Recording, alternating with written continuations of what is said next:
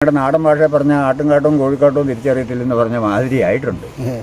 കാരണം ഓടിച്ചെന്ന് വലിയ മാളുകളിൽ ചെന്ന് കഴിച്ച് സ്പൈസസ് കുരുമുളക് ഒരു പാക്കറ്റ് എടുത്തു. ഒരു സാധാരണ ഒരു കർഷകൻ്റെ അടുക്കൽ ചെന്ന് അവരൊരു കുരുമുളക് മേടിച്ച് നോക്ക്, നിസ്സാരം ഒരു കുടംപുളി നോക്ക്. ഒരു കുടംപുളി നമ്മൾ മേടിക്കുകയാണെങ്കിൽ തന്നെ നല്ല രീതിയിൽ അത് ഇത് പാകം ചെയ്തിരിക്കുന്ന ആൾക്കാരുടെ അതിന് നല്ല ഇതുണ്ട്. അതാണ് ചോദിക്കുന്നത്, കുടംപുളി ഉപയോഗിച്ചതിന് ശേഷമേ നമുക്ക് പറയാൻ പറ്റുള്ളൂ. അതെ, നമ്മൾ കടയിൽ ചെന്ന് എല്ലാം ഇപ്പം മാർക്കറ്റിങ് ഇതായതുകൊണ്ട് അതിൻ്റെ ക്വാളിറ്റി ആരും നോക്കാറില്ല. അത്യാവശ്യം ഓടി ചെന്ന് മുളക് പൊടി മേടിക്കുന്ന പോലെയാണ്. അപ്പോൾ അത് നമ്മൾ കർഷകർ എത്ര രീതിയിൽ കർഷകന് മായം ചേർക്കാൻ ഒരിക്കലും സാധിക്കില്ല. അത് അവൻ്റെ ജീവൽ പ്രശ്നമാണ്.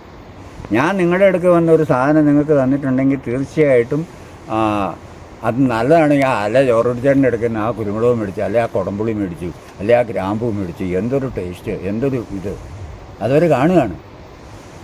അപ്പം നമുക്ക് ആ കൃഷിക്കാരന് അഭിമാനമാണ്.